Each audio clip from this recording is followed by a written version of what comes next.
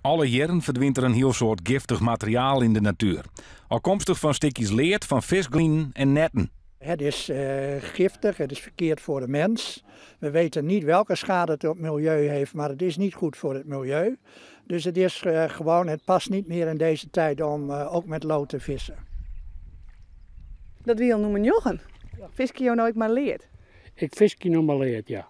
Komt het eigenlijk terug dat jou zo volle vis kan vangen? Nou, dat weet ik niet. Ik denk het niet.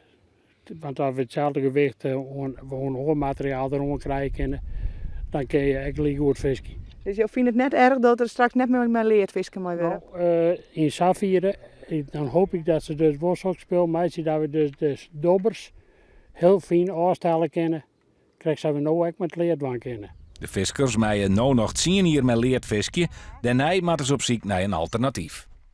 Het is zo, de sportvissers hebben heel veel lood in huis. De producenten die moeten nog voldoende alternatieven maken.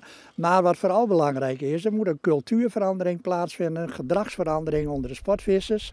Want ze vissen al, ik zou zeggen, honderden jaren met lood. En dat kan je niet in één keer uitbannen.